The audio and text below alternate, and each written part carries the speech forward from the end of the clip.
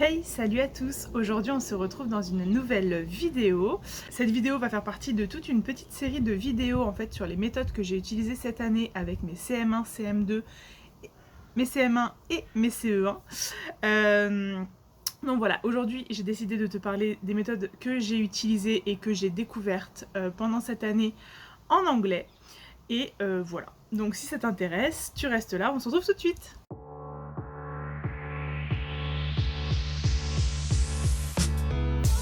Alors en plus le décor est un petit peu particulier, pour tout t'avouer en fait je voulais voir ce que ça donnait aussi de filmer dehors, j'aime bien en fait, moi être dehors etc. Et surtout quand il fait beau et pas forcément hyper chaud etc. et qu'on peut être dehors, autant en profiter. Et donc voilà, donc c'est aussi une vidéo test, tu me diras si toi ça te gêne ou pas pour visionner cette vidéo et en tout cas, et notamment par rapport au son.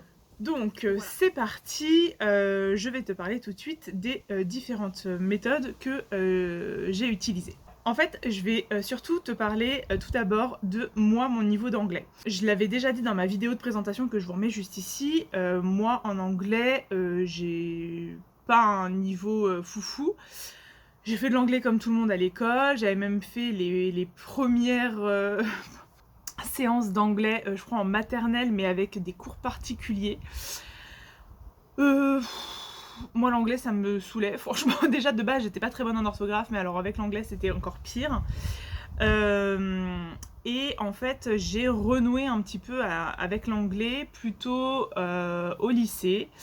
Ma tante Jessica est devenue, elle était en train de se spécialiser en anglais pour devenir professeure d'anglais, donc je prenais aussi quelques cours avec elle. Elle a été vivre 1 an à Londres, donc j'ai été la voir aussi 1 semaine je crois à Londres. Quand j'ai passé ma licence économie et gestion, j'avais de l'anglais et il a fallu que je me force à parler en fait. Parce que c'est ce qui me bloquait le plus, c'était que je n'étais pas à l'aise en fait pour parler anglais, je me sentais nulle parce que j'avais pas le vocabulaire, que j'avais pas l'accent, etc. Et du coup mes phrases étaient un peu bateau. Et donc du coup je me suis un petit peu forcée et puis j'ai finalement réussi à mener ma barque tout simplement. Alors oui, je suis désolée, il va y avoir quelques avions qui vont passer. J'espère que ça ne perturbera pas trop le son de la vidéo. Donc voilà, niveau anglais c'est pas foufou, c'est pas une langue qui me fait kiffer. J'ai fait quelques voyages et je me suis rendu compte que l'anglais c'est un peu nécessaire quand tu vas à l'étranger parce que c'est un peu la langue universelle quoi, hein, donc si tu parles pas anglais c'est un peu compliqué de se faire comprendre. Donc ça m'a forcé aussi un petit peu à me bouger dans ce sens là. Et puis en devenant professeur des écoles, tu te dois d'enseigner toutes les matières, hein.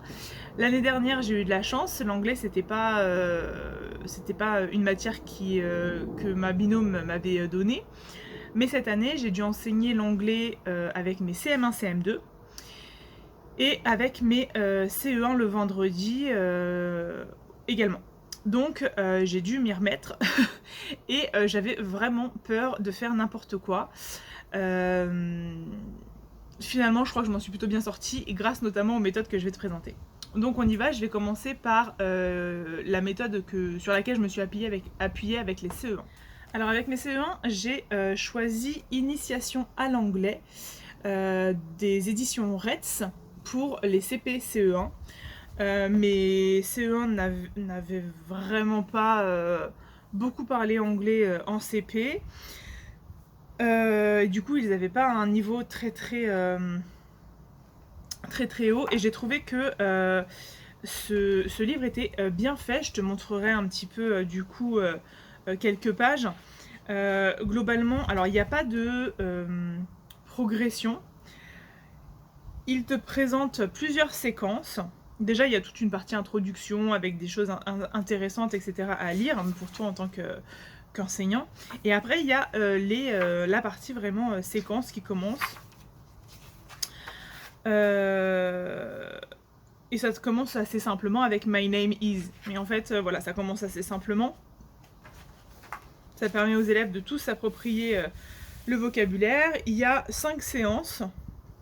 Les séquences sont bien voilà détaillées. Pour le manuel d'anglais pour les CE1. Donc par exemple pour la séquence My Name Is, vous avez le nombre de séances, le vocabulaire, la première séance avec les objectifs, le matériel et l'organisation.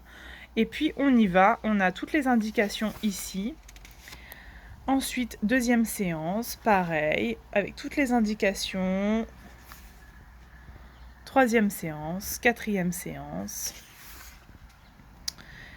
Cinquième séance. Voilà. Voilà comment c'est construit. Moi, je trouve que c'est quand même plutôt pas mal du tout. Il y a des petites remarques, des petites choses sympas. J'ai pas vu beaucoup de différenciation par contre. Mais globalement, il y a oui, des séances de réinvestissement aussi très intéressantes. Voilà, mais globalement, franchement, les élèves ont bien suivi, hein, donc c'était cool. Il y a du matériel qui est disponible sur le CD. Il y a plein de chansons et de cantines, ça j'ai adoré. Et à la fin du manuel d'ailleurs, il y a tout un recueil en fait avec tous les textes de chansons et de cantines. Donc j'ai trouvé ça très très bien. J'ai bien aimé parce qu'en fait les séances, elles sont présentées comme ça avec une certaine progression, mais on peut un peu les modifier à notre sauce, et ça j'ai bien aimé aussi, et choisir finalement quelques éléments des séances par-ci par-là, parce qu'il faut savoir que l'anglais ne m'a pas été donné en début d'année, mais il m'a été donné plutôt à partir de janvier, parce que ma binôme n'arrivait pas à faire tout tenir dans son emploi du temps. Et j'avoue que moi ça a été un peu compliqué aussi. Donc en fait j'ai pas fait des longues séquences, j'ai surtout fait des séances qu'on a réinvesties au fur et à mesure de l'année. Donc voilà par rapport à mes CE1. Il y a pas mal aussi d'éléments à écouter. Donc ça c'est cool aussi quand on n'a pas forcément un très bel accent, au moins on a quelqu'un qui peut raconter, ça c'est cool. Il y a du matériel que l'on peut plastifier, etc. Et ça c'est bien aussi. Pas besoin d'aller faire des recherches et tout est dedans en fait, hein. C'est vraiment clé en main. Et on a le petit CD à la fin qui est très très bien. La seule chose que j'aurais pu leur reprocher, c'était un peu l'absence de traces écrites. Il y a plutôt des affichages, mais il n'y a pas vraiment de traces écrites. Et du coup, j'ai été sur un blog que je vous mettrai en description, où en fait, j'ai retrouvé finalement un peu toutes les traces écrites que j'avais envie de transmettre à mes élèves. Et en plus, j'ai trouvé ça bien parce que c'était des traces écrites à trous. Donc, et assez simple pour des CE1, enfin voilà, très accessible. Donc du coup, voilà, j'ai complété avec ça. Et en parallèle, on a travaillé avec Hello, I am Charlie from London, des éditions ABC Mélodie, et franchement, j'adore. En fait, je l'ai laissé d'une part en libre accès, donc les élèves avaient le droit d'aller le feuilleter, etc. Il y a un CD audio pour que les élèves puissent écouter en fait l'histoire. Ensuite on est revenu, en fait ils avaient une page par jour, on va dire, enfin par vendredi, et donc pour chaque page, donc on a un petit descriptif, on a une image et on a du vocabulaire. Et ça j'ai trouvé ça super intéressant parce qu'à chaque fois on réinvestissait le vocabulaire. La séance d'après on revenait sur ce qu'on avait dit et on continuait l'histoire. Donc ça j'ai trouvé ça très bien, et en plus ce que je trouve vraiment génial pour les personnes qui ne sont pas très à l'aise avec la langue, eh bien il y a la traduction français à la fin de toutes les pages. Donc ça j'ai trouvé ça vraiment intéressant pour que les élèves puissent aussi comprendre en fait ce qui se disait dans l'histoire. Nous on a travaillé beaucoup en fait à l'oral avec cet album là. En gros je lisais une page ou on l'écoutait. Des fois je faisais une séance je la lis, une séance on l'écoute, ça dépendait en fonction du vocabulaire, s'il était compris ou pas, enfin assimilé ou pas. Et en fait, à chaque fois, on essayait de traduire un petit peu, de comprendre le sens général de la phrase, de repérer des mots que l'on pouvait comprendre dans la phrase pour essayer d'en comprendre le sens général sans faire du mot à mot, etc. Et à la fin, en fait, à la toute fin de l'album, je leur ai lu toute l'histoire en français. Voilà. Donc voilà les deux supports que j'ai utilisés avec mes CE1, et franchement ils les ont adorés, et à chaque fois qu'on faisait anglais ils étaient super contents. Donc voilà, j'ai retrouvé aussi pas mal de vidéos comptines aussi sur YouTube. Et c'est assez sympa parce que du coup c'est visuel aussi pour eux. L'audio c'est bien et des fois voilà, rajouter un peu de visuel ça peut être pas mal. Donc voilà par rapport à ça. Je vais passer maintenant à la méthode que j'ai utilisée avec mes CM1, CM2.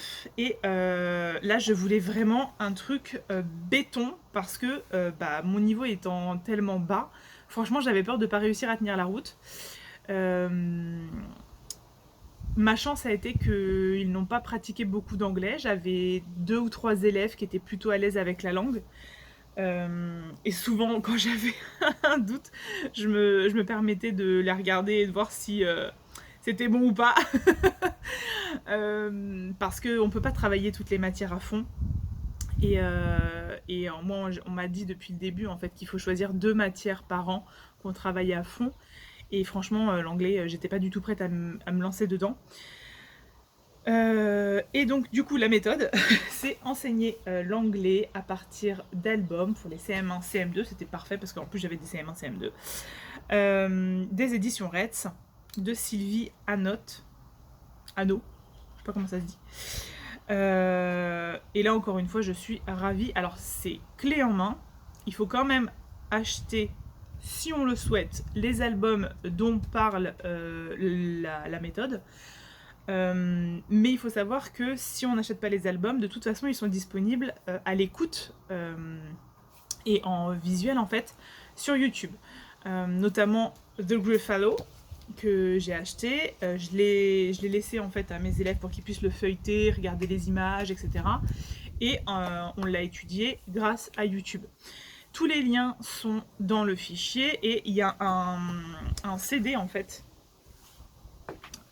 sur lequel il y a tous les liens, tout le matériel, tout est bien classé comme il faut. Franchement, c'est génial. Après, c'est une méthode qui aide beaucoup parce que on n'a pas besoin d'être... Enfin, je trouve qu'on est bien guidé en fait en tant que prof, on est très bien guidé. Les séances sont très très bien ficelées, tout a du sens, etc. Tout est pensé pour répondre à tous les éléments du programme. Par contre, avec mes CM1, CM2, j'étais là 15 jours par semaine. Ma binôme ne faisait pas du tout d'anglais. Et du coup, j'ai eu de grands moments de solitude. parce que les séances qui sont prévues sont longues, denses. Et en fait, j'avais prévu de faire 4 albums cette année. On n'a pu en faire que 2. Donc, je suis un peu frustrée par rapport à ça. Et à la fois, ils le disent aussi clairement que la méthode est construite pour des élèves qui pratiquent l'anglais depuis le CP. Et que si ce n'est pas le cas, il ne tient qu'à nous en fait de faire en sorte de rattraper entre guillemets le temps perdu, quitte à prendre le temps qu'il faut. Et c'est un petit peu ce que j'ai fait. On a passé quoi? De septembre jusqu'à... En fait, tout le premier semestre, on l'a passé sur Monsters Love School et tout le deuxième semestre sur The Gruffalo. Voilà, en gros, j'ai divisé en semestres. C'est clairement ce qui s'est passé. Et on a vraiment pris le temps d'asseoir les connaissances, de réinvestir les connaissances, etc. De toute façon, les séances font 45 minutes à peu près. Et c'est beaucoup trop, c'était beaucoup trop long. Je pouvais pas, dans une journée, me placer 45 minutes juste d'anglais. Surtout avec le fait que j'ai eu aussi un cycle escalade qui me prenait 1h30. On a fait la natation aussi. On a eu un cycle de natation. Bref, c'était pas possible. Donc du coup, en général, on arrivait à caler entre 20 et 30 minutes. Mais forcément, du coup, il a fallu que je casse certaines séances et que je les éclate, qu'on prenne plus de temps sur certaines choses, et aussi que j'en passe certaines, et que je fasse des choix. Mais même en faisant ça, j'ai quand même pu m'appuyer sur la méthode qui est hyper bien construite. Si vous voulez des programmations toutes faites, il y a tout. Voilà, tout est prévu, et pour tous les albums en fait. tous les liens avec les programmes sont faits pour faire vos fiches de séquences, etc. Tout est prévu.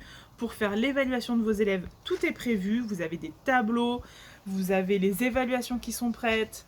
Et ce que j'ai aimé aussi, même si j'ai pas pu le mettre en place avec mes élèves cette année, parce que sinon il nous aurait fallu encore plus de temps, c'est que la méthode est prévue sous forme de projet. C'est-à-dire qu'à la fin, à chaque fois, pour chaque album, on doit aboutir à un projet. Quelque chose de construit en fait avec les élèves. Et ça, je pense que c'est hyper motivant pour eux. Alors je vous avoue que même sans ça, c'est resté motivant quand même, hein. Mes élèves ont adoré travailler comme ça, avec les albums, etc. Et moi je trouvais que ça faisait du sens en fait de travailler à partir d'albums. Donc voilà par rapport à ça. Chaque séance est censée commencer par une activité ritualisée de 10 à 15 minutes. Ça c'est pareil, 10-15 minutes dans la journée, c'est chaud.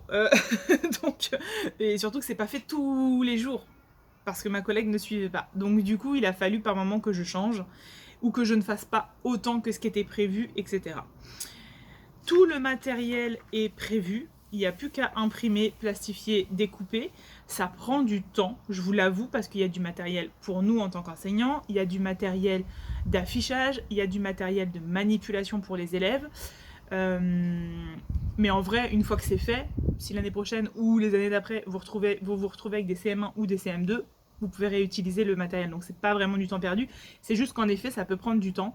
Moi concrètement, pour préparer la première période, quand je pensais que j'allais faire toute la période avec Monster Love School, ce qui n'a pas du tout été le cas, c'est vrai qu'il m'avait fallu, je crois qu'une bonne journée pour tout imprimer, tout plastifier, tout découper, etc. Faire mon cahier journal et tout, ça avait été quand même assez long. Au final, voilà, ça s'est bien passé, hein, voilà. Même si les séances sont prévues pour 45 à 50 minutes environ, la méthode préconise de scinder la séance en 2 fois 25 minutes dans la semaine du coup. Donc voilà, c'est un petit peu ce que j'ai fait, sauf que du coup, moi c'était pas 2 fois dans la semaine, c'était une semaine puis l'autre, voilà. Ce que j'ai aimé aussi, c'est que pour chacun des albums, il y avait aussi une partie culturelle. Et ça c'était chouette. Donc on pouvait aussi en parler avec les élèves, etc. Donc c'était hyper intéressant. Pour chaque album, il y a évidemment les compétences qui sont travaillées. Je vais vous le montrer tout de suite. Voilà, par exemple, la première séance pour l'album numéro 1. Donc, vous avez toute la mise en place, le matériel, etc. Le warming up, donc l'activité un petit peu rituelle, voilà, allez, on y va.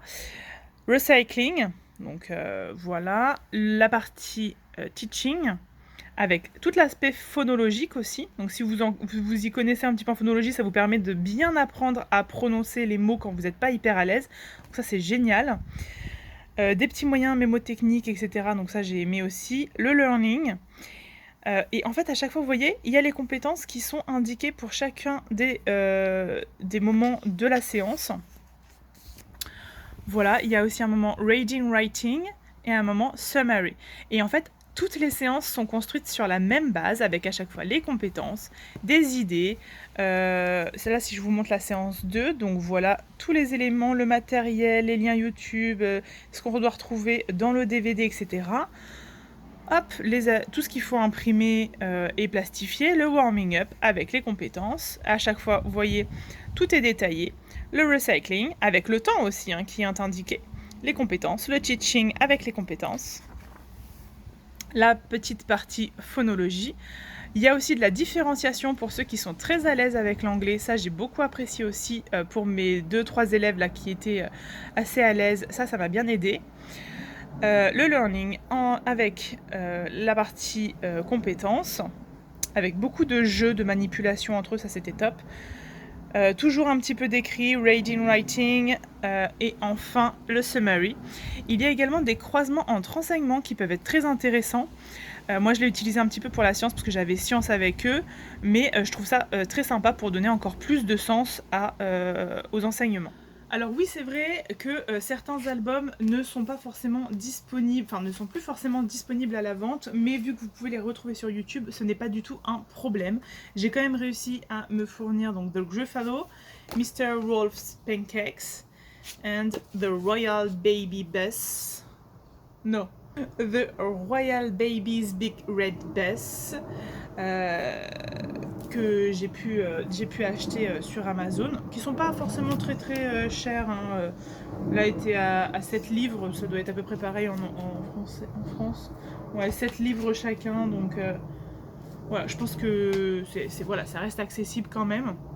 Et puis pareil, une fois qu'on en a acheté un, on le laisse en libre accès aux élèves pour qu'ils puissent le feuilleter, et malgré tout, quand on est en classe entière, on peut nous l'utiliser.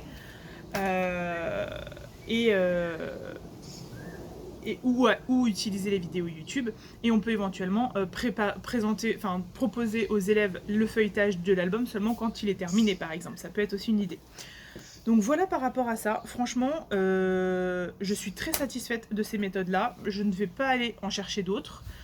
J'ai trouvé un petit peu mon bonheur, on va dire. Je trouve que c'est très intéressant parce que même si c'est très dense et très complet, on peut vraiment l'adapter en fait sans pour autant être une experte en anglais. Donc voilà, franchement, oui, ça demande un travail de préparation. Oui, ça vous demande aussi de vous replonger dans l'anglais. Vous n'avez pas vraiment le choix parce qu'il faut aussi corriger les élèves.